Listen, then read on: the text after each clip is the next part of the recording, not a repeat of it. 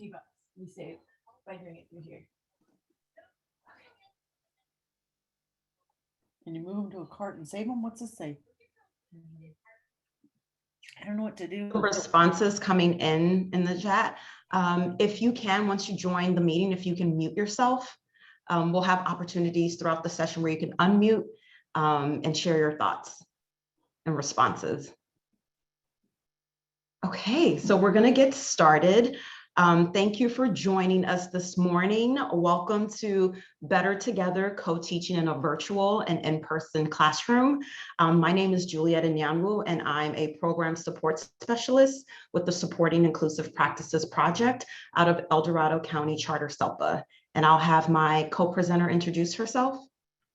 Good morning, everyone. My name is Janelle Mercado. I'm the project coordinator for the Supporting Inclusive Practices Project. We are thrilled that you could spend your morning with us today, learn alongside one another. We want this to be a collaborative community. So please, please, please use the chat box, share your thoughts. We also want to provide a space that is supportive to your learning needs. So join us with your camera, without your camera, get your basic needs met.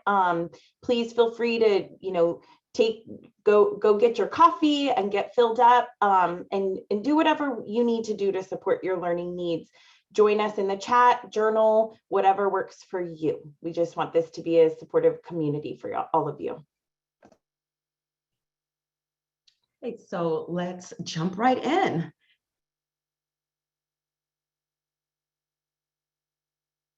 Okay, so before we get into the content for today, Janelle and I wanted to just introduce our project. And so in partnership with the Riverside County Office of Education, we are a project funded by the California Department of Education. And as I mentioned, out of El Dorado County SELPA, we're focused on providing tiered technical assistance to LEAs focused on improving outcomes for students with disabilities in gen ed settings. Our work is statewide and we support 50 grantees. And these grantees we provide direct support to, as well as many other agencies across the state. We also offer free professional learning events, all aimed at improving inclusive practices across the state. If you would like more information about our project, please visit our website for more information. And we also have a ton of events that are going on right now. And so Janelle's going to drop our link to our website so you can register for these events. Also, you can follow us on social media at SIP Inclusion for the latest and greatest news and things that we're doing across the state in order to improve inclusive practices. Right. And so before we jump into the content for today, we wanted to share the Padlet that we created. And so this Padlet has a wealth of resources. And the first thing I want to highlight is the PowerPoint presentation for today will be available on the Padlet. And if you see the arrow, it's pointing right to where you can find the presentation and download it. I know, and it's not in PDF form, so it is in PowerPoint form, so you can take notes within the document as you see fit. And so you have that available to you. Additionally, there are a ton of resources that you have available to you, and we will be referencing some of those resources. We'll also be dropping the links in the chat. If you have a phone on you, you can use the QR code to pull up the Padlet. And so we wanted to make sure that you had this available to you because we will be referring to some resources. And we also wanted you to have all these resources after our presentation, so you have it accessible to you. So the Padlet will be available forever and eternity. So please make sure you come back to it because there are a wealth of resources in there to help you out. So our outcomes for today, we wanted to make it really streamlined and really aligned to the description of this presentation. And so the first thing we're going to do together is just to understand the facts and myths about co-teaching. So we want to make sure that we are all on the same page when we're talking about co-teaching, because there are a lot of things that exist out there that are fact and myths. And we wanted to make sure that we had a discussion about that before we dive into growing our knowledge on the following essential elements of high quality co-teaching programs. So we're going to talk through the partnership. We're going to talk through co-planning. We're going to talk about co-teaching models and also co-assessing. We're also going to talk about this in in-person and virtual environment because I know that is our reality currently. And so before we dive in, we wanted to just start off with a grounding activity. And so we wanted to start off with, what is your why for co-teaching? And so this visual, if it's not familiar to you, it's called the Golden Circles from Simon Sinek. And he advocates for starting with your why. And so that's something I'm a strong proponent of. And so we wanted to engage in this grounding activity. What is your why for co-teaching? And just a model, I'm going to go and share my why. My why for co-teaching is very much similar to my why for teaching and inclusive education. And so, you know, as a student, as an immigrant student coming into the States, into a new educational system, I never felt included in the classroom. I never felt like my identity was honored, or the things that made me unique was honored in the classroom, or my funds of knowledge. For my brother, who had a learning disability, he did not have a space where he felt like he would be safe in school. He didn't feel like school was a safe place for him. And my why around co-teaching is that there are more and more stories like mine and my brother's that really have some life-changing impact on our trajectory. And so for me, my why is that I want to remove the narrative that is similar to mine and my brother's, because I often see that with kids not feeling safe in classrooms, not feeling included, not feeling honored. And so that is my why for why I do this work. And so this is why I'm on this team sharing inclusive practices, because I feel like all students should feel included in our classroom. All teachers should create an environment where students feel safe and honored and their funds of knowledge are tapped into. And so that's a little bit about my why. And so we want to hear about your why. So really quickly, it could be a professional or personal why. Just drop into the chat box, what is your why for co-teaching? And it could be your why for teaching or your why for inclusive practices, because that's all tied in. So we're going to spend about one minute, just a really quick brainstorm, and just put in the chat, what is your why for co-teaching?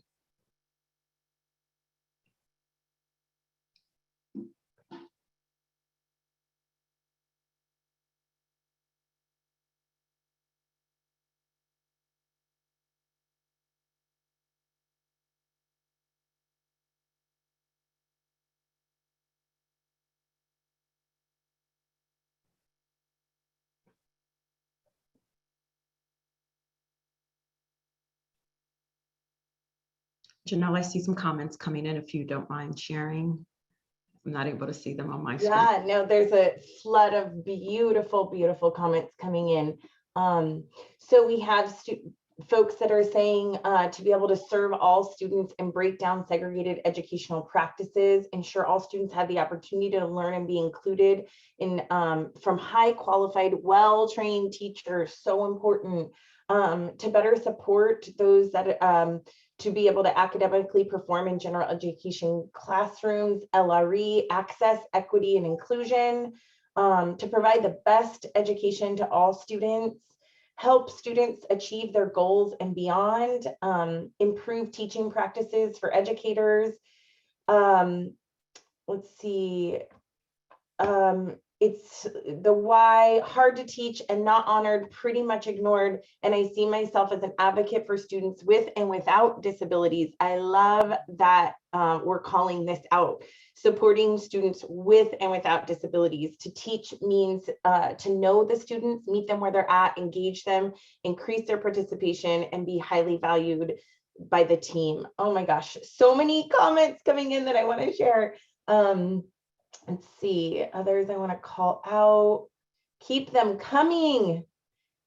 Yes, definitely keep them coming. Thank you so much for sharing your why. The reason why we started with this activity, because co-teaching is something that is very much, it's a practice that I loved, but it can also have some times where it will be a little bit challenging. And when it does get challenging, it's really important to know your why, because it's really important to come back to that. That is what is going to get you through whatever challenges you are experiencing as you take on co-teaching inclusive practices. Next slide. And so one thing I wanted to leave you with this activity, this is something that resonates with me within my practice and got me through my tenure in the classroom and when I co-taught, because I've had multiple co-teachers throughout my tenure in the classroom. And so when you know your why, the how becomes clear and your what has purpose.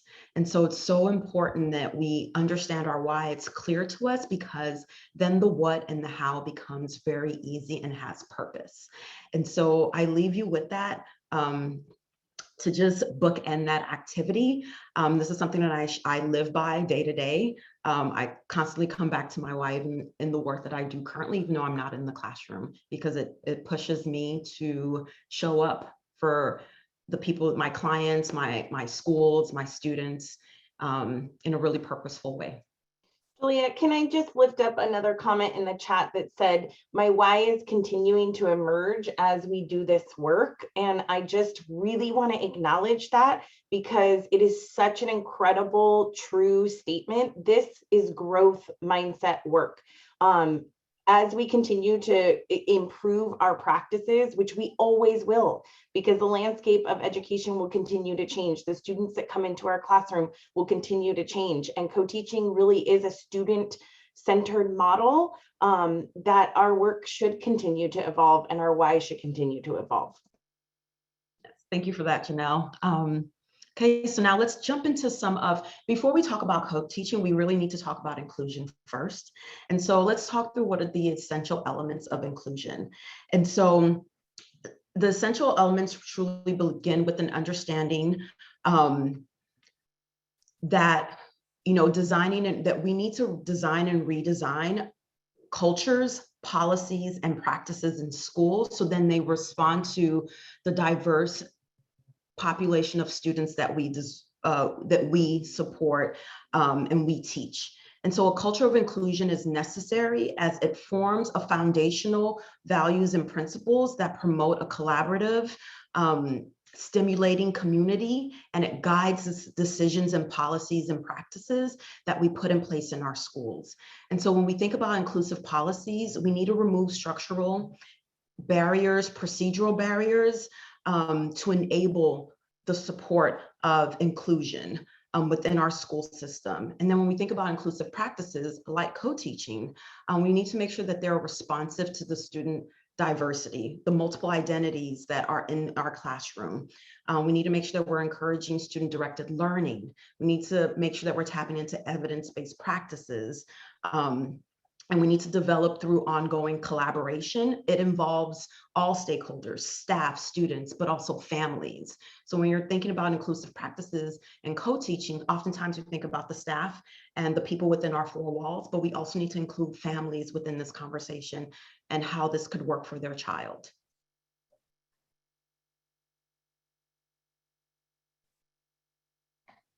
And so in order to adopt this culture of inclusion, we need to understand the benefits of inclusive practices, and there are many. Research tells us that inclusive education is beneficial for students with disabilities because there are higher rates of academic performance. There's higher student engagement. It's more satisfying. Students with disabilities are able to create more satisfying and diverse friendships. I know when my school got rid of SDC and took on inclusion, I saw relationships flourish that I thought would never be possible because of the segregation that happened in our school. There was lifelong friendships that were created because students had the ability to interact with each other in an authentic way. In addition, students with disabilities have improved communication. I saw students come out of their shell and started to advocate and speak up for themselves because we created this environment where they were able to thrive in. I saw less disruptive behaviors because students had access to their gen ed peers, and because gen ed peers had access to students with disabilities, there was this community that empathize with one another. And so there was less disruptive behaviors. They had peer role models to look at. And so it was, my students did a 180 in how they were behaving and showing up in the classroom. Also, there's better post-high school outcomes for our students, both students with disabilities and students without disabilities. Well, when we think about the benefits for students without disabilities, there are greater gains in math and reading.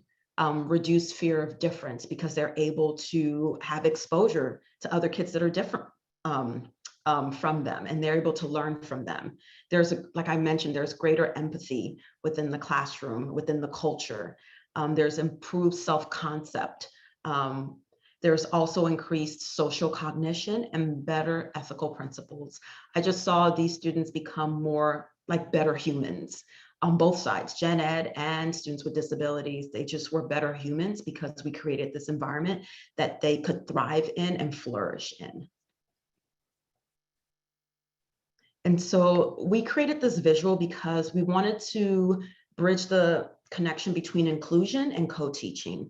And so this visual displays 3 ways students with disabilities can be supported in an inclusive setting. So we have at the top co-teaching, which we're going to dive into later on today within the presentation. And co-teaching, it requires that 2 educators are there co-planning, co-assessing, and co-teaching together. So it's highly collaborative. Another way could be through push and support. There's still collaboration between the gen ed and the special education teacher, but it's not to the extent where they are always co-planning, always co-assessing, and always co-teaching. But there's a level of collaboration. So whatever the gen ed, the special education teacher is supporting within the classroom and in a small group, it is very much connected to the lesson that is happening with the whole class. And so there's a level of collaboration that happens there. Even when we think about pull-out support, there are students who, yes, inclusion is something that we are striving for, but at the moment, the student requires intense support where it needs to be pull-out. There is still a level of collaboration that needs to happen between the gen ed and sped teacher, because when that student leaves the classroom to get that specialized instruction that they require in a smaller setting, that collaboration and that communication needs to be there, because whatever is happening in that pull-out support should be aligned to what's happening in the classroom. And when that student comes back, they're able to easily come back into the classroom without any disruption and without any loss in what the group was working on. And they're able to come in and feel like they have that content or that knowledge, so they can just come in and be able to move forward with the gen ed students as well too. So there's a level of collaboration that also happens there. And the goal with pull-out support is that eventually we're moving it into push and support.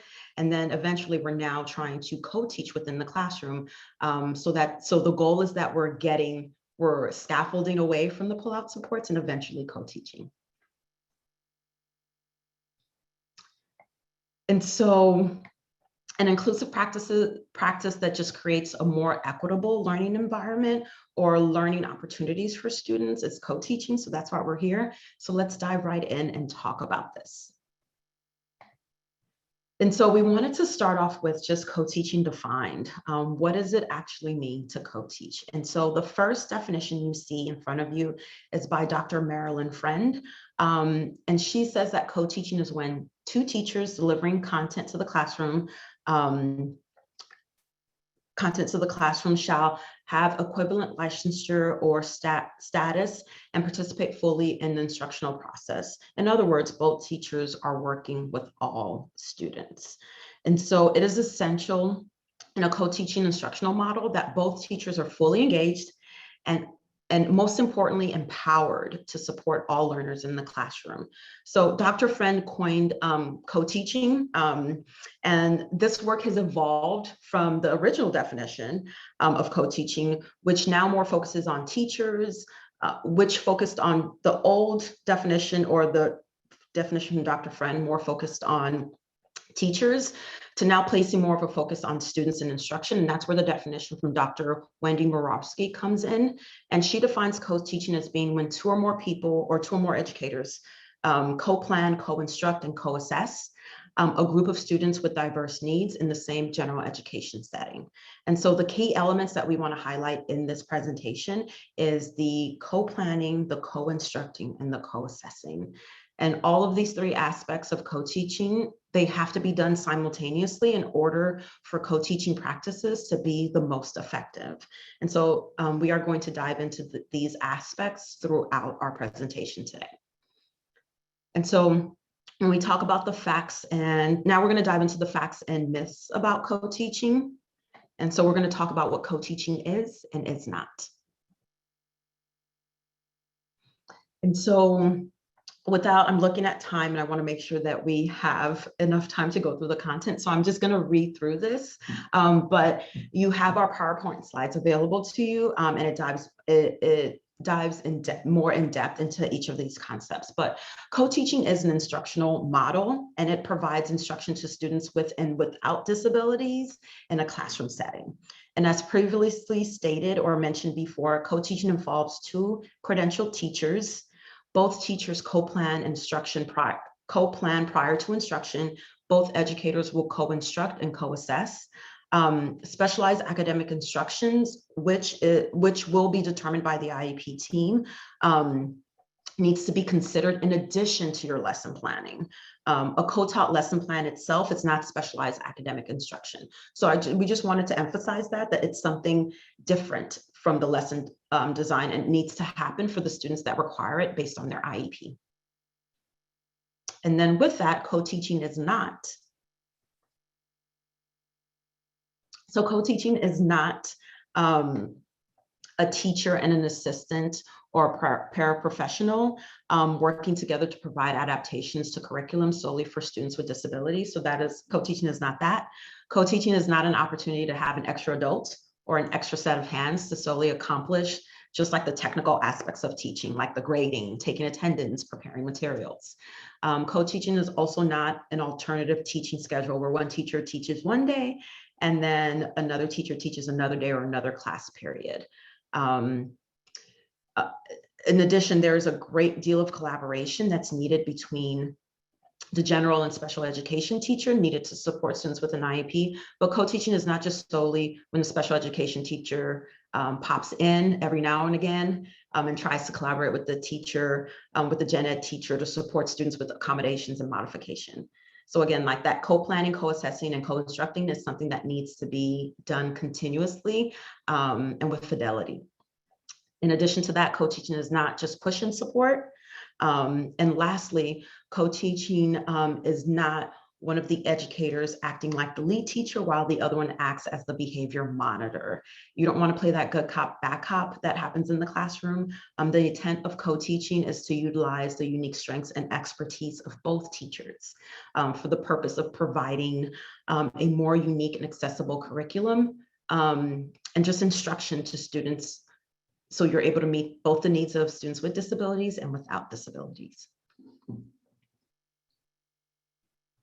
And so I've talked a lot about what co-teaching is and is not, and we wanted to share a video that just captures what one school did and how they took on co-teaching and the impact it had.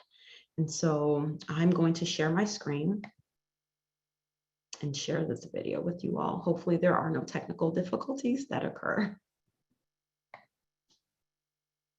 Okay, you all should be able to share my screen. Janelle, just let me know. Yep, it's great.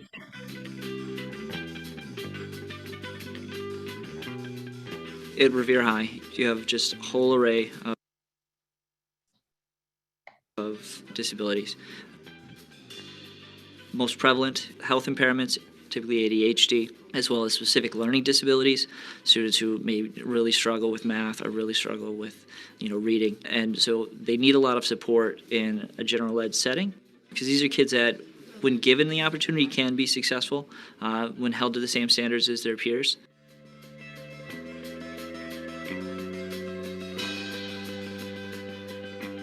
So inclusion in our school is a class that has a gen ed teacher and a special ed teacher, and then the students in the class are made up of general education students and students with disabilities. The amount of students with IEPs in our classes varies. It can be as many as 5, but I've had classes with 2 students on IEPs. As opposed to pulling them out and putting them in a resource room. The inclusion model, it's giving them that opportunity of being in a regular ed class with extra support to help them be successful. We've even watched kids, that come in on IEPs from middle school, and then by the end of the year, some of the sports they don't need anymore. Maybe in 2 years, they're off an IEP altogether. And you know, we have kids on IEPs that are some of the highest functioning kids in our class, and they're helping other general ed students as well. Nobody knows that she's the special ed teacher and I'm the math teacher. Nobody knows these are the kids on IEPs and these are the general ed. So I think it really works both ways where both students can support each other.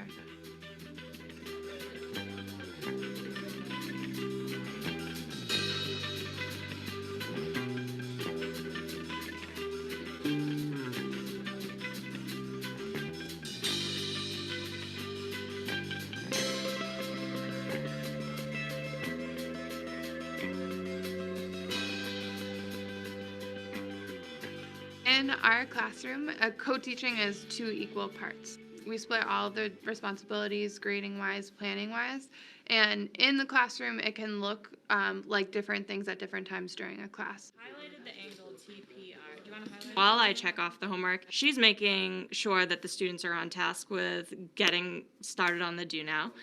She's taking attendance. So it's like by the time I'm done checking off homework, they're all on task. Attendance is taken, class is underway. So we're conquering 2 things at one time. We both try to teach the lesson every day. Adjacent angles have a common side and vertex. Splitting the direct instruction role also gives the students the impression that we're equals. Grading wise, it's like I grade a test, then you grade the next one. Then I grade a quiz, then you grade the next one. And the same with planning. It gives us both the chance to do everything together.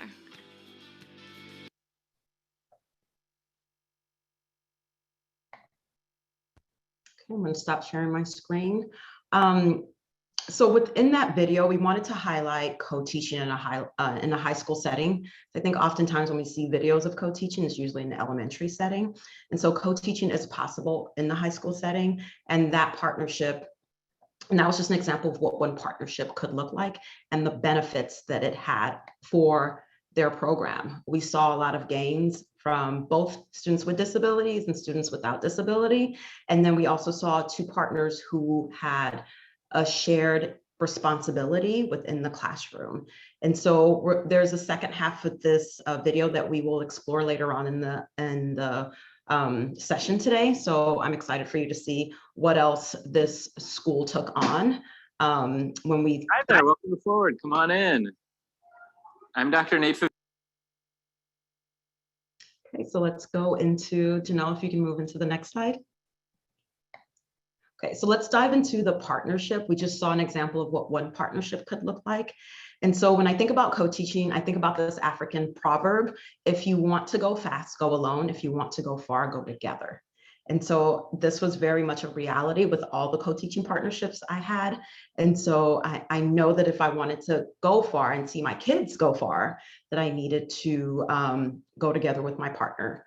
And so an essential element of co-teaching is the partnership. So we're going to dive in and explore the 5 essential elements.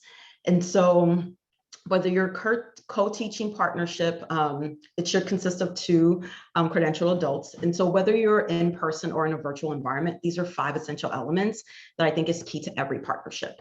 And so the first is just demonstrating parity, making sure that you are alternatively engaging in dual roles between teacher and learner, between expert and novice, and then giver and recipient of knowledge and skills. And so you want to make sure that that parity is happening between your partnerships. That takes time in order to develop, but taking baby steps in that partnership is key to having a successful partnership. The second essential element is coordinating your work to achieve at least one common agreed upon goal. And this could just be something as simple as just improved student outcomes. In order to have effective coordination, that requires purposeful planning. And we're going to get into planning in the next section of this presentation. In addition to that, you want to make sure that you have a shared belief system that supports the idea that each of the co-teaching partner within the relationship has unique and needed expertise. So within a relationship, you want to make sure that you are contributing to it. So you want to make sure you're establishing a shared belief that this individual has something to contribute into this relationship, and so do I. How do we capitalize and honor that within this relationship, but also within this culture that we are creating for our students? The next bullet point just highlights a distributive functions theory of leadership. And what this highlights is that we have this, when we think about the classroom, we have this lone teacher mentality that happens. And within a co-teaching partnership, you want to make sure that that's dispelled, and that the lone teacher mentality and the task and the responsibilities that is that goes with that lone teacher mentality is actually spread across the partnership. So what you would think the gen ed teacher would be doing or the sped teacher would be doing, that needs to be shared across the partnership and across both individuals. So then we're capitalizing on strengths, but we're also looking at areas of growth and providing opportunities to make those areas a strength. And then the last essential element that I wanted to highlight is just using a cooperative process that just includes some face-to-face interaction. I know that that looks very different now that we're in virtual, but face-to-face can also happen via Zoom. Providing, having positive interdependence, interpersonal skills is something that's very important in a successful relationship. Also monitoring the co-teacher progress. Monitoring the partnership and the relationship. You want to make sure you're giving time to see how far, what progress we're making within our relationship and how can we do better for our kids. And then also individual accountability as well too, is something that's really important within a co-teaching partnership. And so one thing we want to spend some time just highlighting is just creating parity between co-teachers. It's an important first steps to creating a co-teaching partnership. And to do this, we wanted to provide you with a few quick tips. And again, this is applicable whether you are in person or virtual. You want to make sure that you begin by learning one another's strengths for the purpose of leveraging them within the team. You want to make sure you're creating a cohesive, united front of we and our versus I and me. So this applies to your students, other staff, and especially families. So when you are addressing your partnership, or when you are talking about your partnership or decisions being made about a child, you want to make sure that you are highlighting we and our. You want to make sure you're establishing shared roles and responsibilities. You're determining shared decision-making and problem-solving approaches. Again, this is also key when you're addressing a concern of a parent, that, you know, if you don't have your co-teacher there and a parent wants you to resolve a concern, making sure that you are including that individual in the problem-solving process. So they feel included in next steps that needs to be taken. And so that's really important when you're making decisions with families, with other staff members, that it is a united front in the decision-making process and the problem-solving process. Hey, Juliet, we have a quick question in the chat. A wonderful question. How do you monitor co-teaching progress? Oh, that's such a great question. There are many ways to go about it. I think there are some resources we posted on the Padlet, but one simple way to do that is my co-teacher and I, what we did is that we had just like 5 questions that we always came back to, and we would check in. So during our check-ins, we would always utilize those 5 questions and to drive our conversation about, and it could be like, what went well this week? What was really challenging for us? What is something that we want to try next week? How can we set ourselves up to, you know, try that thing next week? So just like really some really basic questions about like, how did it go? What felt really hard? And what can we do to make this better? Another way you can really reflect on your co-teaching partnership is to ask your kids, like, how are things going? We noticed that we've set things up a little bit differently. And we used our students as like, you know, key stakeholders that really helped us, you know, pivot what we were doing for kids, for them, because they are the audience, they're the recipients. And so that's one thing that we did as well. We checked in with each other weekly with some basic questions that we always came back to, but we also tapped into our students to see how the relationship was going and what feedback they had for us. Another resource I just want to highlight, which should be on the Padlet, and I'll check after today's session just to make sure it is a resource titled Co-Teaching Look-Fors by Wendy Merowski. And this can be used as an observation tool, but also a self-assessment for the co-teachers, where they can go through it together and ask, are these things that we see in our own practices? So great resource. Yeah, thank you. And so just want to highlight the last quick tip on this slide before we move on. Shared instruction, leveraging co-teaching models. And so you want to make sure that you're tapping into the models, which we're going to go over in a couple of minutes. And just know that you don't have to start with team teaching. That can be your end goal, starting with team teaching. You might do one teach, one observe, or one teach, one assist, just to start off the partnership. And so you want to make sure that you are scaffolding and trying out the models based on the instruction and the strengths of your partner. In addition to that, I think we have the next slide just highlights some additional tips. And so these are some really quick tips that we also wanted to highlight as well. A little goes a long way with a partnership. So designated space for both professionals. When I started co-teaching, I didn't have a space in the classroom. I was a traveling professional. Most special educators are. I had my little bag or I had my little cart, and I would wheel myself from classroom to classroom. And oftentimes I would forget something and have to come back when another lesson was happening. So it was a huge shift when I had my own space in the classroom, and the kids saw me differently. When I had my own desk, I can conference somewhere. I had a place in the classroom. And so that's key. Both names on class rosters, school schedules, report cards, Google Classroom, again, for virtual environment, documents sent home to families. I made sure that both our names were on there so parents and families would see us both as teachers. Both names are posted. Again, that could be in person and also virtual. So when your kids come into your virtual classroom, they see both names. Shared materials, tools, technology, resources, shared input when collaborating with families. Again, you want to make sure that you are presenting a united front. So both families know that they can rely on both of you in supporting their child's education.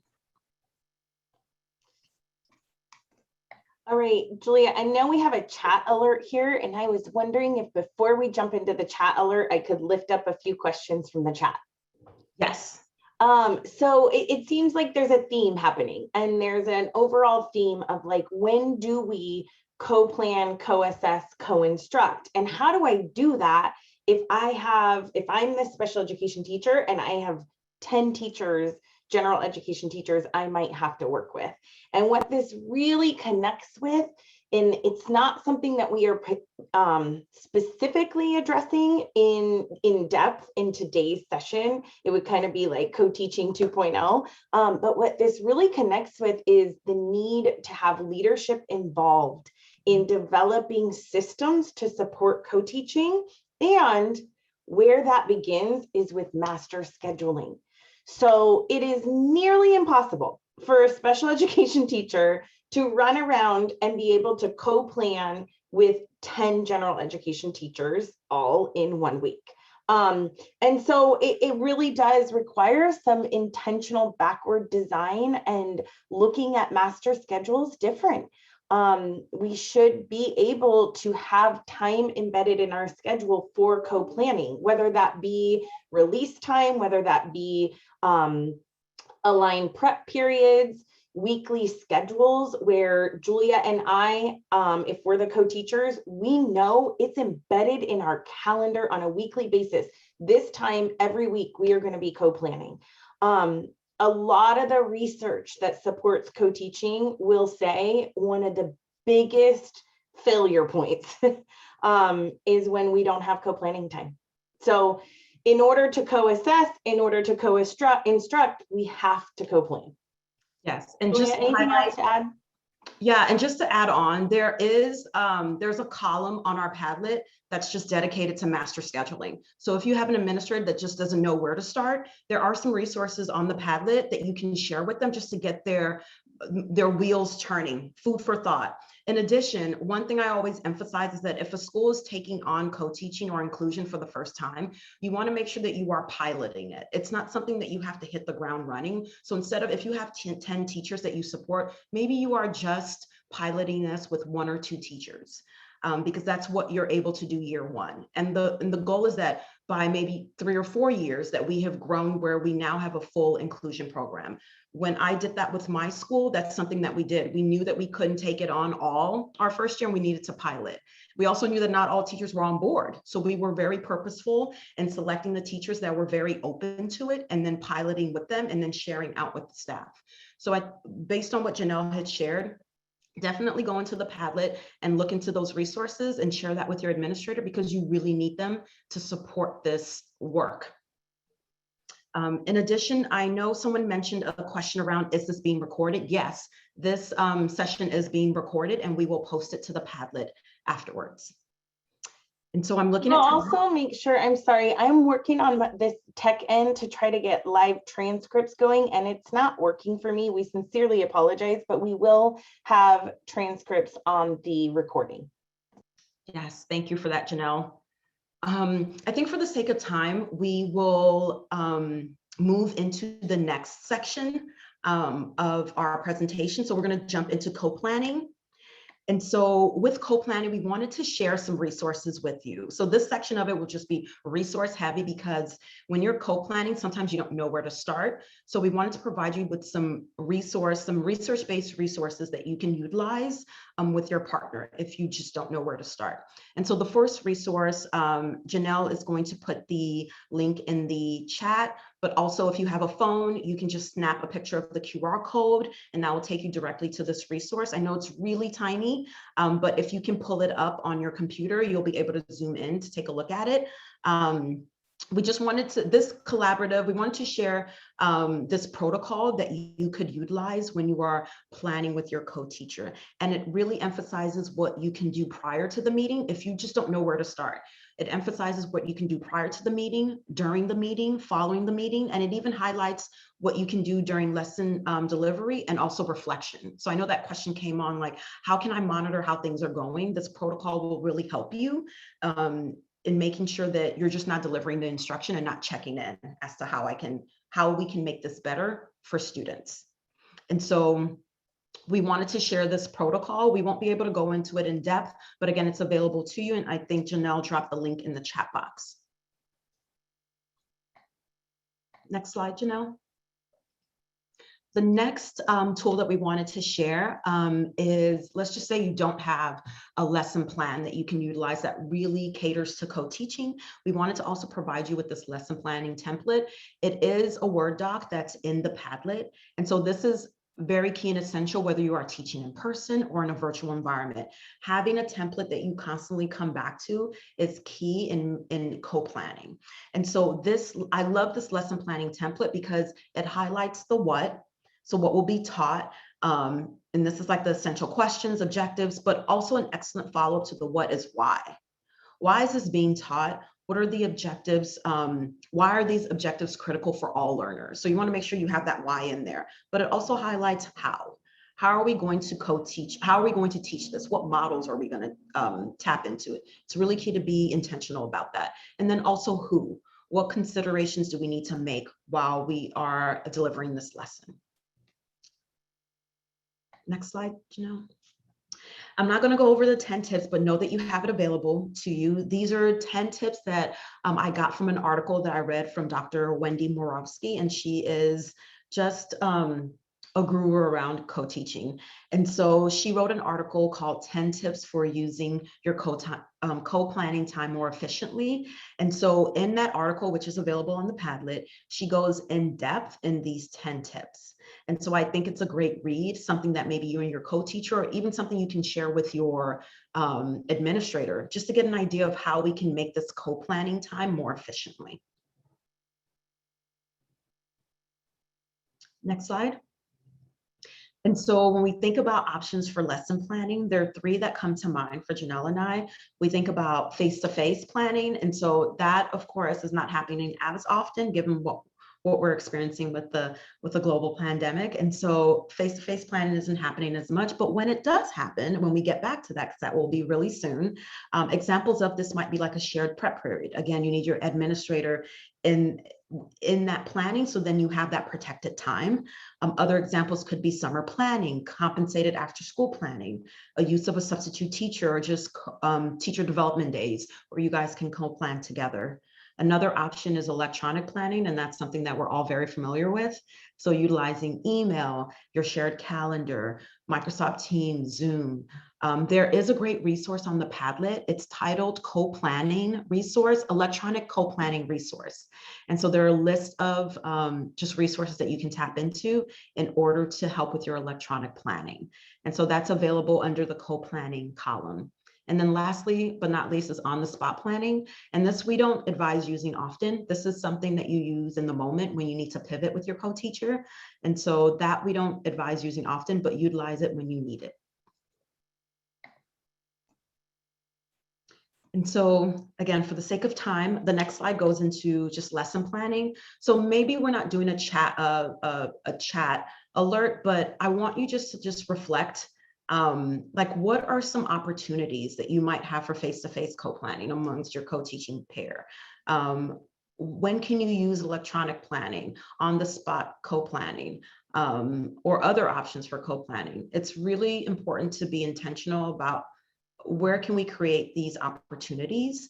And so silently reflect, like, based on what has been shared, and you might not have anything now, and that's okay, but you can go into the Padlet and there are a ton of resources that can help start getting your juices flowing, so you can start thinking about these opportunities, because they're there. It's just whether we see them and capitalize on them. And so I did share that we wanted to go over the second half of the Revere High School. And so what we'll do is that we'll upload this video into the Padlet so you have it available to you. We won't be able to go into the video, but I will make sure that you'll have it available to you on the Padlet. And so we're just going to jump right into the models, because that's what you guys are here for. We're going to talk through the models. Janelle's going to talk through the models and how to apply them in person and virtual. Okay, and keep your questions coming. We are so sorry that we're skipping some of the chat alerts, but for the sake of time, we really wanted to honor this piece of the instruction. As Juliet said, this motto that really stands out around co-teaching: if you want to go fast, go alone. If you want to go far, go together. And so these co-teaching models help us do this work together. I'm showing you what Dr. Marilyn Friend coined as the 6 essential co-teaching models. There are a lot of researchers behind this work. I have to say I am biased toward using Dr. Friend's work because I was particularly trained by Dr. Friend. And so if you are interested in learning more, she has a wonderful books that make this just so user-friendly. And obviously what you're looking at here on this screen is images of co-teaching models in person instruction. And these kiddos are not 6 feet apart. So obviously we need to update our images, which we are working on. But I'm also going to share with you some ideas on how to make this work in both distance learning and hybrid instruction. Note though, I mean, this is like brand new work for so many folks out there. So if you have great ideas that you want to share, please email Juliet and I. Juliet, if you don't mind dropping our emails in the chat right now, we would love to hear what you all the amazing work you all are doing out there in making these co-teaching models come to life in such unique, amazing circumstances. So these are the 6 co-teaching models. I will go into each of them in greater detail, but before I do, I want you to know that there are a ton of different variations on how these models can be used. And a common question that we get is, well, how do I know which model to use and when? Okay, really great question. The first thing I want you to consider is we can use all of these models. We could use all of these models in one lesson, okay? So you're going to pick and choose based on a couple key considerations. The first thing I want you to ask yourself when you're considering which co-teaching model to use is, what is the lesson objective or the goal for the lesson? Like, what are we striving for? What do we want our kids to learn? okay? Then we want to ask ourselves, all right, given this lesson objective, given this goal, what are the potential barriers? Think about all your learners in the classroom, students with disabilities, students with IEPs, students on 504s. Think about all those identities Juliet was talking about, like, how do we make sure our kids feel like they're part of a community? Well, we need to know our kids, and we need to know them based on their identities and who they are as people. Okay, so given that, we have our goals, we have the potential barriers based on our students' needs.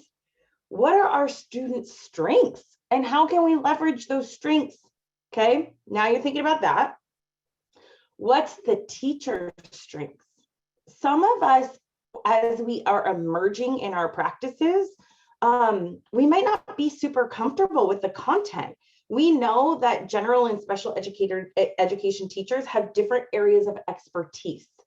General educators tend to be content area experts or content area specialists, where our special educators tend to be strategy experts. So while we have a special educator who's becoming more and more comfortable and confident and becoming an expert in curriculum design, instruction, the content itself, we might need to use these models differently. And then as we grow, we can start to throw different things into the mix, okay? We also want to be really mindful about the technology tools that are available or the resources we have in the classroom. Something to constantly be considering when you try these co-teaching models on and you go, oops, okay, we didn't plan for that. That didn't work. Well, let's start a dialogue and a list of like, what are all the things that we might need? Maybe it is resources, maybe it's new tools, maybe it's new technology supports, so that we can keep that dialogue going and keep our practices improving. All right, so that first co-teaching model, parallel teaching. This is where you have the general and special education teacher instructing at the same time to what is recommended a heterogeneous group. Now, what that means is you have that mixed group of skill level, right? Now that so then one teacher takes half the class, the other teacher takes the other half of the class. If you are doing this in person, this is all from lessons learned, by the way. I would recommend that you split the class in half and that their backs are toward each other, okay? So the teachers are facing one another. That way, when you're teaching and you're trying to keep the same pacing, you can kind of give each other some visual cues and some signals. You can hear what each other is saying. And also so that the students are not distracting one another. Now that's our in-person example.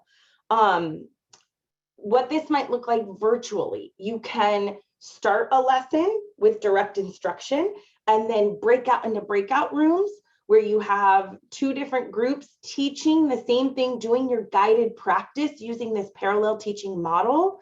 But that way you have smaller groups. You can also do this. So I recommended a heterogeneous example at the beginning. You can do this where you break students up in skill groups. You can also do this based on like, different content that you're teaching within the same standard. So for example, if I'm teaching essay writing and maybe we're doing argumentative essays, maybe I have a pro group and a con group. So another example, you could do it by skills. Say you're teaching algebra and you have just a higher level algebra equation you're working on with one group where another group is working on a different level of that same equation. You can divide these into pre-teaching activities. So if you did want to use this in an asynchronous manner, you could have videos sent home to the students and families and then divide the students up based on what video they watched. Or you can create discussion boards. So where everyone's collaborating, maybe you split the class in half and one group's collaborating around this document, another group's collaborating around this document, split the teachers up where one is collaborating here and one is collaborating here. In a hybrid learning instructional model, what I could envision here is that you are pulling the students apart into groups and you have some what they're calling Zoomers and Roomers, which I'm sure all of you are familiar with. So you have some zoomies and roomies over here, and you have some zoomies and roomies over here. The teacher is now monitoring a smaller group of students. What I would really caution you around is not splitting up your zoomies and roomies. Maybe that's appropriate for small periods of time, but we don't want to create this like segregated group of kids just because we have some online and some in person. Do a quick pause. Let me know if you have any questions in the chat before I go on to some examples on how to use alternative teaching. That was a lot really fast. There are no questions currently, Janelle. Great. I'll let you know if there are. Fantastic. Thank you. Please bring the questions. So alternative teaching. This is where we would have one teacher teaching a larger group of students while another teacher is teaching a smaller group of students. This is a beautiful pre-teaching, reteaching, accelerated learning opportunity for kiddos. I'll tell you what is most effective is to move the teachers between the groups and move the students between the groups. It is really common that we'll want to kind of lean on this as being all of the students who need remedial help go in the small group, okay? And then it's really common that the special educator will say, I know what to do with that small group. I'll take that small group, okay? That might be appropriate as you are emerging in your practice, but I urge you to really push yourself beyond that. We don't want kids to come into co-taught classrooms and model or co-taught instruction and start to now see, okay, well, yeah, I'm in this gen ed class, but I'm always on the side in the small group. They pick up on it really, really quickly. So I encourage you to think about creative ways to mix your groups as often as humanly possible. Get that feedback on a regular basis. Use what I'm going to show you in a moment, a co-teaching model where we co-instruct and co-assess all at the same time.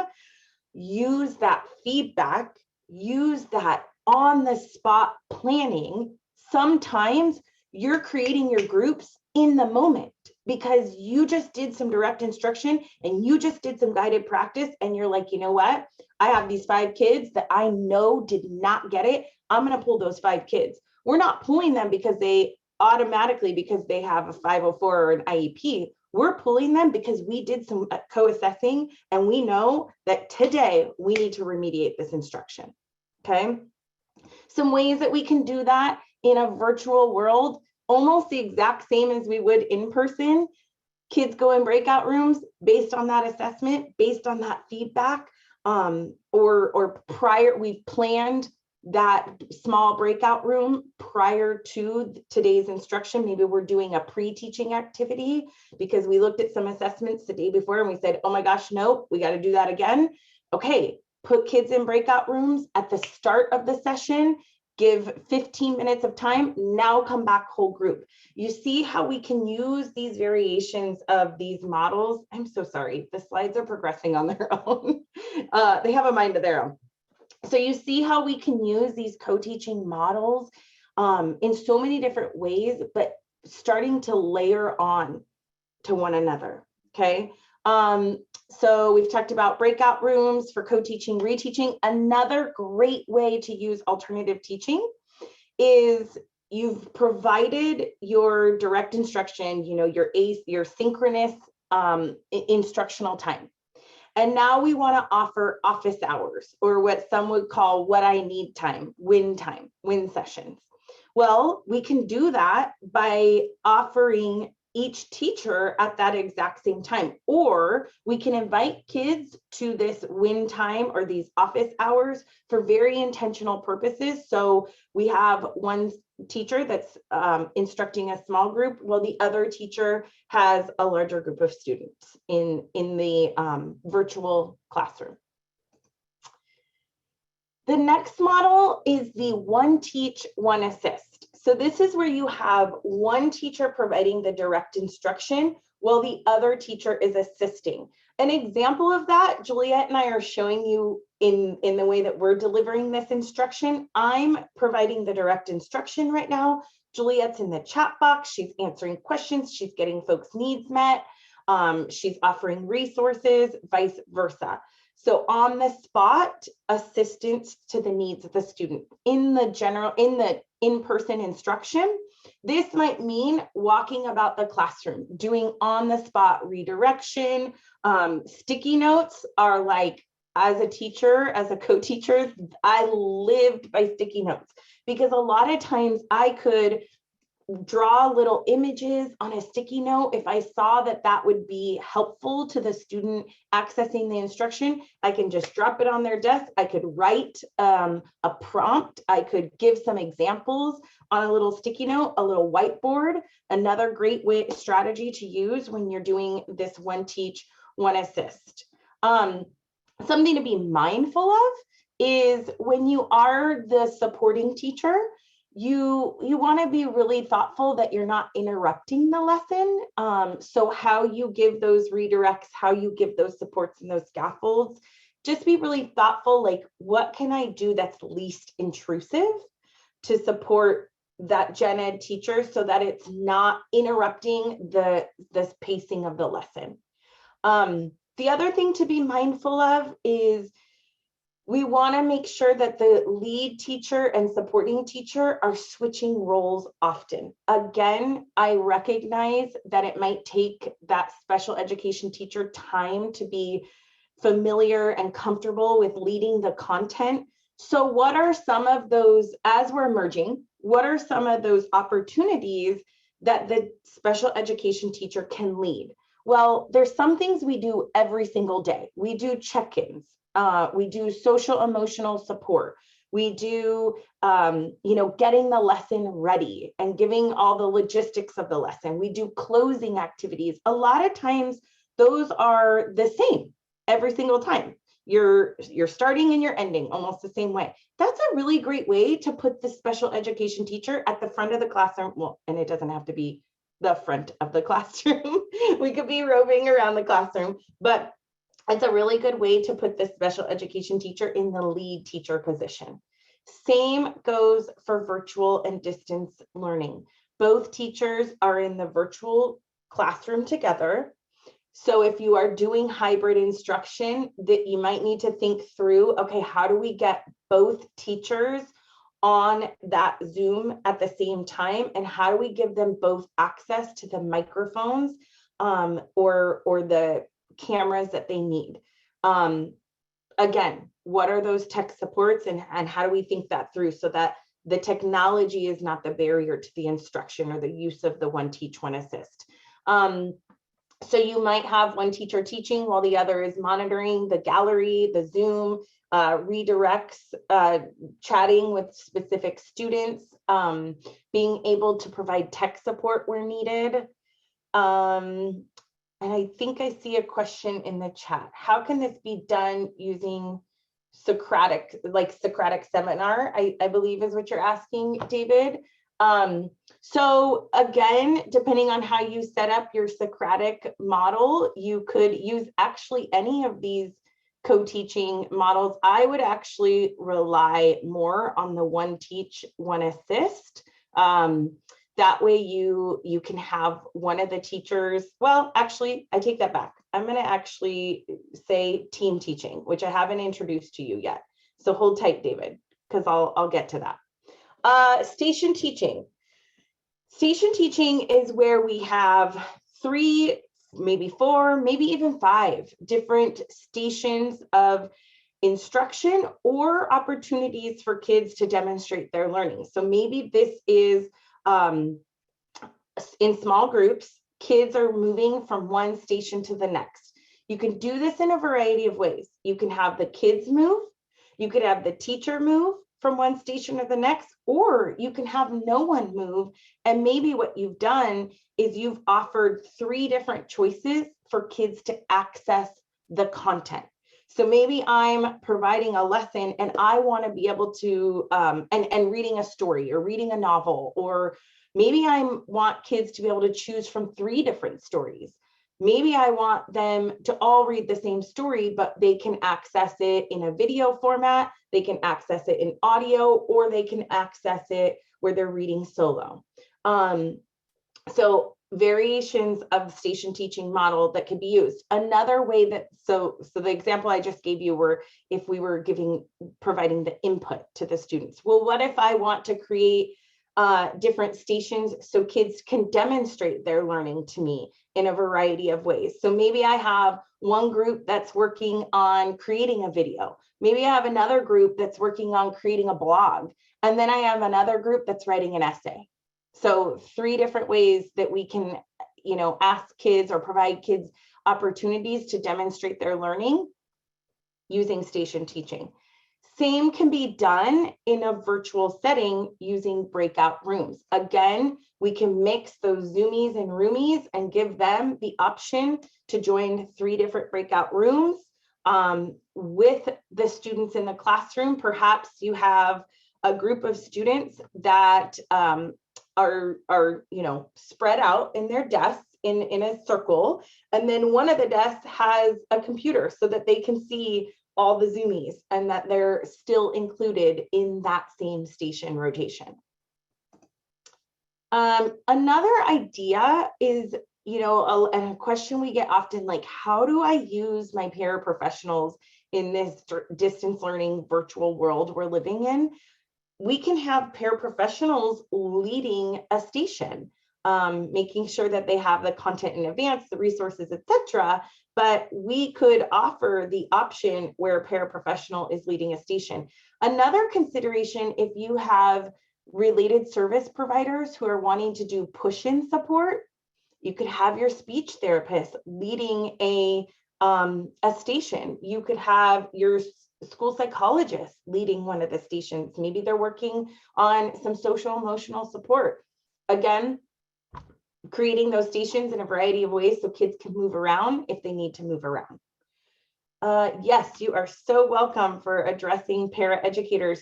I should have said this sooner, and I just wanted to say that with all of these co-teaching models, paraeducators can be leveraged. The real work comes down to making sure that there's a lot of collaboration with your paraeducator, that the lines of communication are wide open so that feedback can be given from the paraeducator to the teacher, from the teacher to the paraeducator. This work is a very coordinated process. Team teaching is a good example of why we have to be so coordinated. Team teaching is when you have both teachers providing the direct instruction at the exact same time. Now, why it's so important that they're so coordinated. What we don't want, so we are all going to see the needs of the students from different vantage points, which is brilliant. It's amazing. It's so helpful to be able to plan lessons around the needs of the students. But what can be a hindrance when using something like team teaching is if we both want to have that equal airspace and time, then what we don't want to do is slow down the curriculum and the instruction. So we want to be really thoughtful about how we plan our team teaching lesson. This is the one, David, that I would recommend be used in something like Socratic seminar, because both teachers can be equally engaged at the same time and coordinate with the students.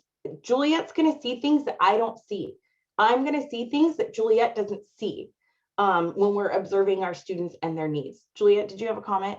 Yeah, and I also wanted to just highlight that team teaching is a great way to model what type of discussions should be, but modeling different ways you can discuss a text or reading for your students, because students might not have an entry point and you might be their entry point. And I did this in my classroom. My students struggle to have a rich discussion around a text and make connections with themselves, with other texts, into the world. And so what my team teacher and I did is that we modeled that with each other, and then we had them talk about noticing what they learned, what they wonder about what they saw, and then we had them practice.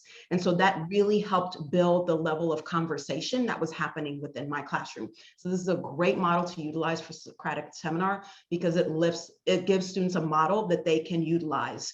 Yep. I love it. And oftentimes, like in Socratic, when my co-teacher and I would utilize, I taught 7th grade. So we put kids in, outer circle, inner circle. Maybe I was focusing on the outer circle. My team teacher was focusing on the inner circle. Other strategies that I would use is sometimes with team teaching, it would just be about one teacher talking while the other is like on the whiteboard, or I'm picturing hybrid instruction while the other teacher is on the Zoom typing notes and giving visual examples on the spot, where it's like, I'm not saying anything, but sometimes those visual supports, maybe I'm hearing something and that Juliet's saying, and I'm like, oh my gosh, I can totally picture this in a graphic organizer. Throw it in a graphic organizer, on the board, on the Zoom. These are on the spot things, strategies that are so helpful to support. I mean, maybe we know that there are a few learners in the classroom who would benefit from this. Guess what? If a few benefit, I guarantee they would all benefit from something like that. So thinking about how you can demonstrate information through visual representations. Any other questions coming in, Juliet? I'm going fast and trying to adhere to our time. Juliet is going to help me if I don't adhere to my time. You're good. I think you're good with time. There are no questions currently in the chat. Okay, let's see. So in a virtual hybrid model of team teaching, both teachers are instructing at the same time, frequent feedback to collaborate with students and families.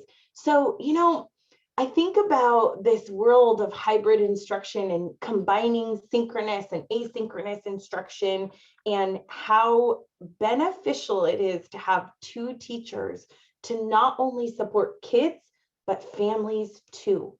So are we offering opportunities to do some sessions, support sessions with our families, where we open up some time and we say, you know what, families, kids, join us. We are happy to support you in some one-on-one conversations. I would love to do that with my partner. I mean, there are things that my teammates think of that I would never think of that take instruction to a whole different level. Okay, the one teach, one observe. I referenced this just a few moments ago when I was talking about how we're going to combine that feedback and assessment with some of the other models. The one teach, one observe is something that we would want to do on a daily basis. Maybe we've done it 2 to 3 times in a session, where we say in advance, okay, Juliet, I know this is going to be a sticking point for kids. This might be a serious struggle. I want to see how many kids get question 5. How many kids get this concept? I'm going to teach it. I want you to look for it. I want you to collect that data, and on the spot, as soon as we're done, that feedback is provided to, both teachers huddle real quick in the class. This is that in-person planning that we were talking about. Both teachers huddle and we say, okay, these kids are going to go in this station. These kids are going to go in this station, and these kids are going to go in this station. Ready, set, go. You see how we can combine these models and layer them on top of each other. In a virtual world, same thing. We are allocating the space in advance and we say, okay, you're going to look for this. You know what's something I would be using this one teach, one observe for all the time is collecting data on student engagement. Okay. I hear a lot of teachers, they come to me and they say, well, my kids aren't engaged. They have their cameras off. My first question is, how do you know they're not engaged? Are they producing information, activities? Are they engaging in the chat? Can you ask them to unmute themselves, even if they don't have their camera on? This is the sort of data I'd want to be collecting. Or did I arrange for them to participate in a Jamboard? And I didn't think that they were engaged because their cameras were off, but hey, I go look at that Jamboard and I see that this many kids actually produced information. They were totally engaged. That is something I would heavily rely on in this one teach, one observe model in a virtual world. Also tech issues, so I can keep track of like how many kids are having tech issues over and over again, so that maybe I call in advance to the day or after the day is over, and I say, you know, I noticed you were having some issues. Let's fix that today so that the same thing doesn't happen tomorrow. And when adult is follow-up is needed. So do we need to be in contact with families if we're seeing that engagement isn't there? All right, I ran through those co-teaching models fairly quickly. But what I want to offer the space for now is just some personal reflection. I would like to invite you to either in the chat or unmute yourself and just share any questions that are coming up for you, share when you might use, so focus on maybe one of the co-teaching models. When might you use that co-teaching model? Reflect on, okay, if I want to try this tomorrow, what are the barriers that might come up? What are maybe some technology tools that I would want to think through? And how can you mitigate for those barriers? So what is a plan that you could make to be able to utilize that co-teaching model if you needed to do it tomorrow? So I'm going to stop sharing my screen so I can fix this transition issue I'm having. I'm going to share these questions in the chat, and I'm going to provide you with just a few moments of processing time.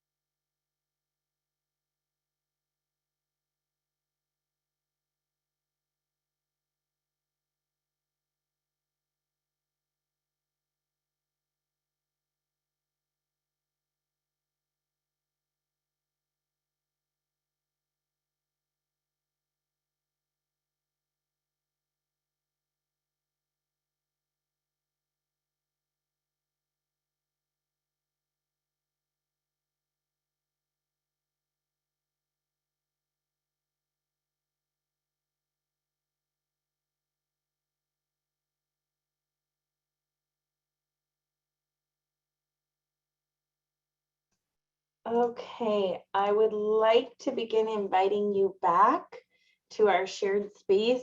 Juliet, are there any comments or questions that you'd like to lift up from the chat? Yeah, we had a few come in.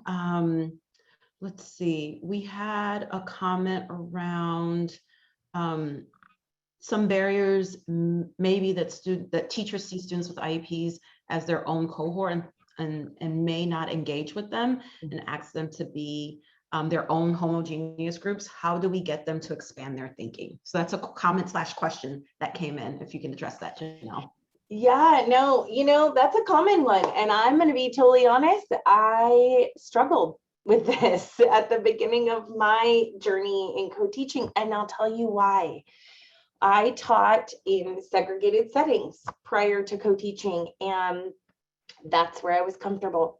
I was very comfortable with a small group of students. What I was not comfortable with and what I didn't know how to do was lead 26, 28 kids. That scared me. It scared me a lot. I also was very comfortable in my small groups doing this direct instruction, constant guided practice, like on the spot feedback. I mean, when you're teaching, 13 kids at a time, that is possible at all times. So I didn't have the strategies, to be quite honest. It did not have the large whole group strategies that my gen ed teacher had. And as we evolved in our practices, guess what? I added those practices and those strategies to my tool chest. Vice versa, I had these amazing strategies for behavior management, for teaching to mastery, for helping kids, proactively, like thinking about every single learner and knowing them and what they needed, and then incorporating that in lesson design. Guess what? My gen ed teacher, and she would, if she were here, she would admit to all of this. So I'm not throwing her under the bus. We've done lots of co-presentations together. What she struggled with was seeing the kids outside of what she saw as the average. Like, she would teach to the middle, where I had a tendency to always plan lessons for the kids who are on the peripheral. And when you do that, you're planning for all. Okay. So we brought some really unique things and taught one another. I mean, our practices improved on a significantly higher level because of what we were able to teach one another. I think there was also a comment and question about, like, love the idea of starting small and growing into your practices, adding some of these models to the table. What I will just again reiterate is it's really common for co-teachers to get stuck in the one teach, one assist model. Like I said, as we're getting comfortable with content and curriculum, we want to move beyond that. We don't want our co-teachers, especially the special education teacher, to feel like a glorified paraprofessional. Our paraprofessionals are so important and we need you, but we don't want teachers to get stuck there where they're not leveraging their areas of expertise. We want them to leverage their areas of expertise in the planning, in the instruction, and the assessment. So in saying that, to close us for today, I want to address what co-assessing looks like. It is very, very much aligned to the co-planning process that Juliet introduced to you earlier in the session today. So what do? We co-plan, we gather the information together. We analyze the information together, and we reflect on the information together. The video we saw earlier, one of the teachers made a comment like, one day I'll grade the quizzes and the next day the other teacher will grade the quizzes. That might be appropriate sometimes, but I would actually push against that. In my practice, what I found to be most successful is when we co-analyzed the assessments, and especially assessments that weren't like, fill in the blank bubbles, like you only have right answer, something like an essay, or something like looking at math equations and the different ways kids are solving the problems. Juliet's going to see things, if she's my co-teacher, she's going to see things one way and I'm going to see things another way. So when it comes to grading and assessing, which as you know, a lot of assessments are subjective. And so when it comes to things like utilizing rubrics, I would encourage both teachers to co-grade and compare notes. I just think we're going to see different things because we come from different perspectives. So it's super, super helpful to co-assess in these sort of cycles.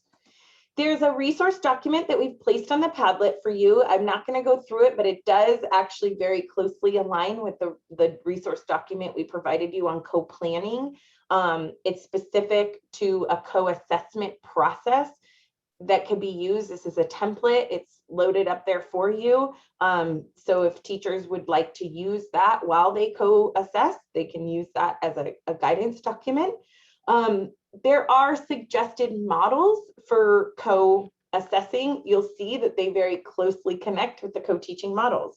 So you might have an opportunity where one teacher is administering the assessment and the other one is floating around either virtually or in person to look for responses.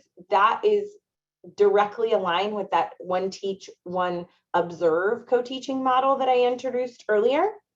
There's also the one teach, one assess.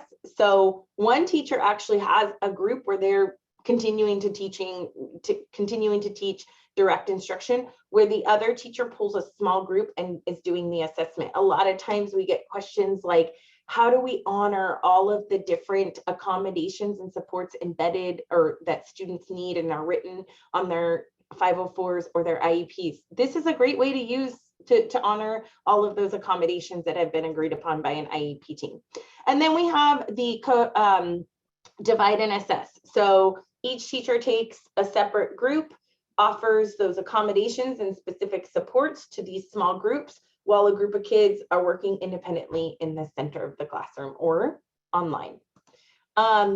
So we have given you a lot of content today. I would like to invite you to do, well, you see two things on your screen. I'm going to offer a third. So we want you to complete this exit ticket first.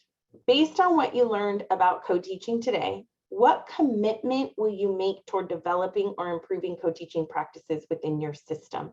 We have on here SELPA directors, we have principals, we have county office folks, we have teachers, we have paraeducators. I want to see the unique responses that all of you bring to the table. All of you just think, if I could do one thing next week, what is that commitment I'm going to make toward co-teaching practices? Maybe it's reviewing the Padlet and picking a few resources to learn from. Maybe it's, I have a few looming questions, I'm going to email Janelle and Juliet. Maybe it's, you know what, I need to go talk about creating a master schedule. Maybe it's you're already co-teaching and you learned a few new nuggets that you want to go share with your co-teacher. After you finish the exit ticket, I'd love for you to complete the survey that we've provided you with today. We appreciate, we value your feedback tremendously. We are constantly looking at how we can improve our professional learning, so please complete the survey. And then lastly, I would like to invite you to a Q&A session. If you wish to stay online, Julia and I will stay online after this session and answer your particular questions. So you can unmute yourself, give us case scenarios, and we will be here to support you. Just really quickly, Janelle, we shared our email earlier if you have any questions. One thing I will say is that if you are part of the El Dorado County SELPA and you have a designated program specialist that support you, just know that we will loop them in, or you can reach out to your program specialist initially and they will loop us in. So either way, we'll just make sure that we are coordinating with them so we can provide supports for you. Yeah, thank you, Juliet.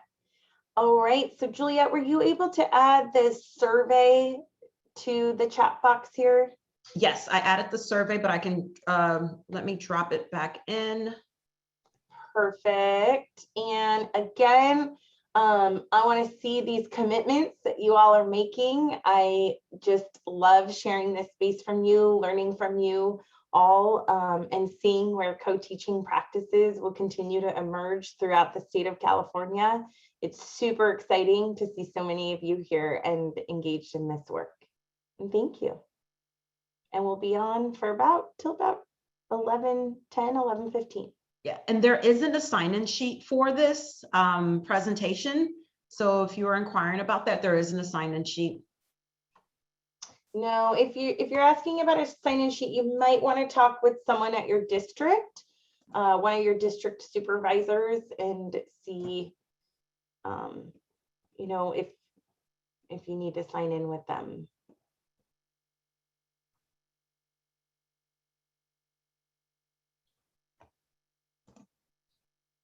Just want to say thank you all. It was just wonderful spending the morning with you guys. I hope you had you were able to take some nuggets from this presentation and infuse them into your partnership. I love seeing the next steps and the commitments. Again, like Janelle mentioned, if you have questions, we'll be here. Feel free to unmute yourself I know there were some questions that came in the chat prior to all the comments coming in. So if we missed a question, please, if you can, stay on and feel free to unmute yourself or drop it back into the chat. Do you guys ever come to the schools themselves to present, like to the whole secondary school? So we do specifically with our, as Juliet mentioned, we are a technical assistance project. And so we support directly 50 grantees throughout the state of California. That's what we call like our tier 2 professional learning for our grantees. And typically we would do that through working, you know, with the leadership teams and really designing an implementation plan around professional learning. If you are not one of our grantees, I would encourage you to continue following us on social media and on our website, because we do offer what we call our tier 1 professional learning, which is available to anyone in the state of California. And like, I'm from LAUSD, so do you do, I guess it's so complicated. I just never know. I'll let my principal know, I guess. Yeah. Talk to your principal. And Leela, I thought I saw you on here today. Is Leela still with us? Yeah, I sent her a chat message to see what. I would say talk to Leela, because LAUSD is a grantee. Yep. Oh, they are? Oh, okay. I sent her a message, but she never replied. So maybe I'll send her an email or something. Yeah, I saw Leela on here today. I see so many, oh my gosh. Hi, Nick. Who else do we have here? Oh, I see Leela. She's muted. Maybe she had to step away.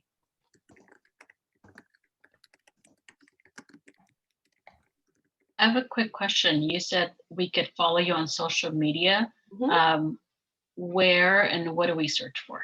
So it's on. I'm dropping it in the chat right now. I put @SIP Inclusion, so that's Facebook and Twitter. Yep. But mostly Great, Twitter. I think Twitter is like the most active. Yeah. And then here's our website again for folks who maybe weren't with us at the beginning. Like I said, all of our professional learning is free and available to anyone across the state of California. We're actually still running 2 amazing professional learning opportunities. We've contracted with Michelle Borba to do a family engagement series. And today is session 2 of our series. She's a international author, public speaker. We're running session 2 today.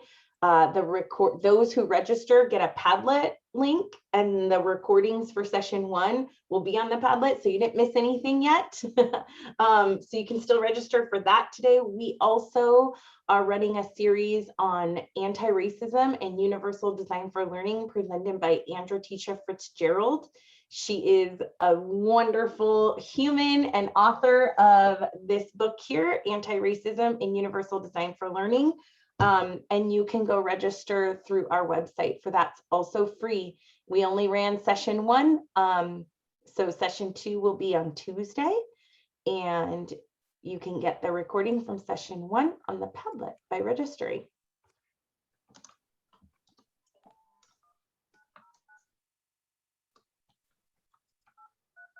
Let's see, do we have any other questions, folks that want to unmute themselves?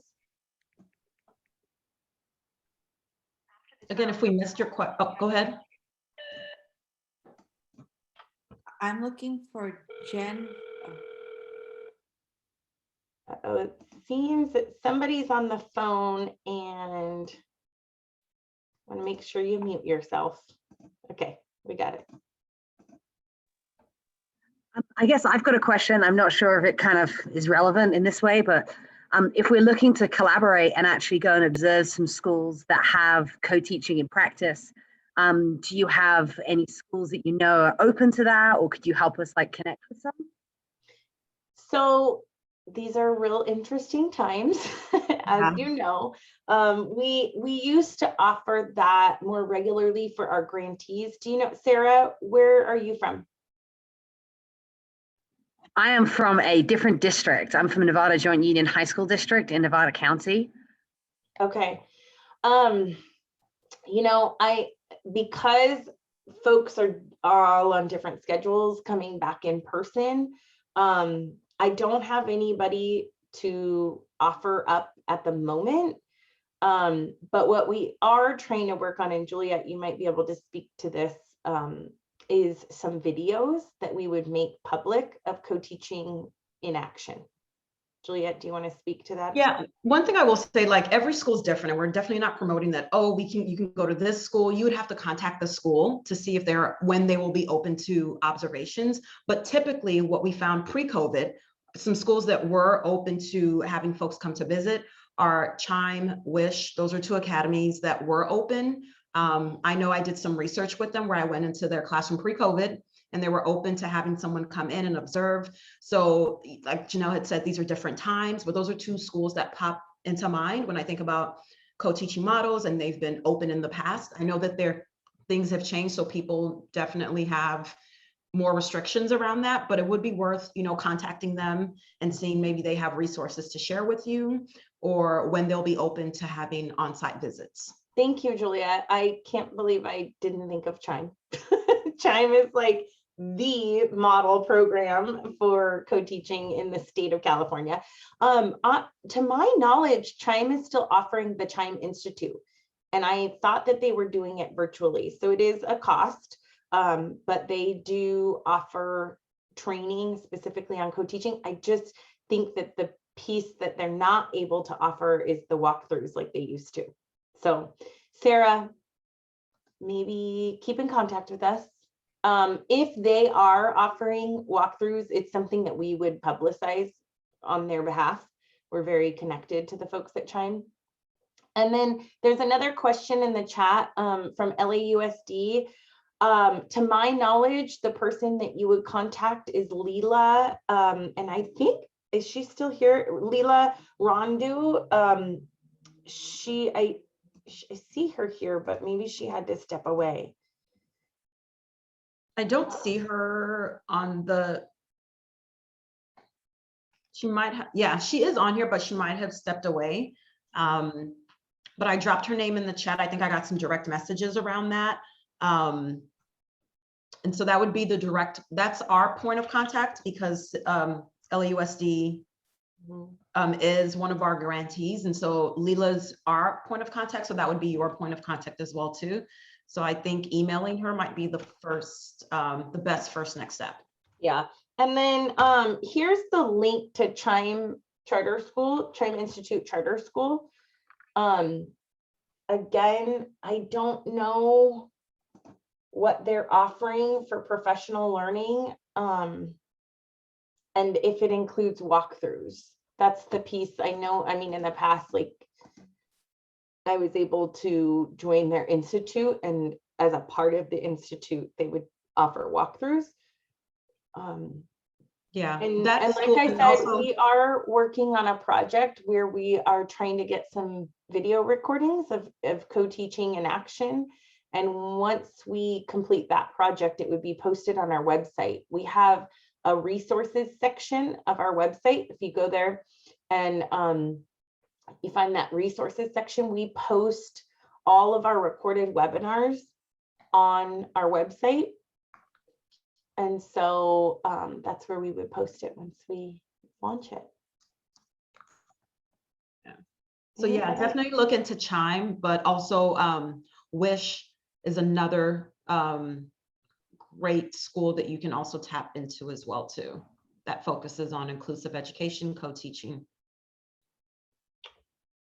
Do you have the website for Wish, Juliet? I think if you just tap in Wish Charter. They were part of Chime. No, they're different. Or they work closely together, but they're two separate organizations. There we go.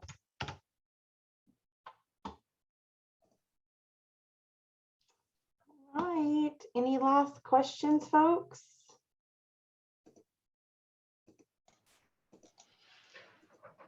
I was wondering, this is Stacy. I was looking on the Padlet, and I know someone had mentioned earlier that there was something on here about master scheduling. Mhm. for co-teaching? Do you know what that one's called? There's the column that's dedicated to, Janelle, I don't know if you want to share yours, because if you can click on that, I believe it's Oh, on the here it is. Yes. I see. I didn't slide Yeah. over. Slide on over. It's all the I way. see it now. Okay, that'll help. Thank you. Yeah, we have a whole section Yeah, I did not slide. dedicated. This I say thank you again for that Padlet. That list of resources is just incredible and really helpful to dive into with our team at a later date. Yeah, no problem. On that master scheduling column, there are recorded webinars we contracted with, oh my gosh, I'm blanking. It was 2 years ago, but we did some work on master scheduling and we have some recorded webinars there. Okay, perfect. Thank you. You're welcome. I had a quick question. Can you hear me okay? Yep. Did you say that you had linked those 5 like self-monitoring questions? Oh for no, the team? It was something that my co-teacher and I just created. It was just some general questions like what went well. Okay. Yeah, just things just to get us talking about reflecting on the conversation. And sometimes when the questions didn't work, what we did is that we just took the survey, the results from our students' feedback, and that's what drove our conversation as to what we need to do or change or pivot in order to make this work better for our students next week. Okay, terrific. Thank you so much. Really good presentation. Thank you. Oh, Thanks for being good. here. Thanks for being here today. All right, have a wonderful day. All right, you too. You. All right, folks, any other last questions? I see someone here said they missed the exit ticket. I'm trying to find the survey so I can give you the survey. Here it is. Otherwise, the exit ticket was just what commitments can you make to co-teaching? Here's the survey. If you could fill that out, that would be super helpful.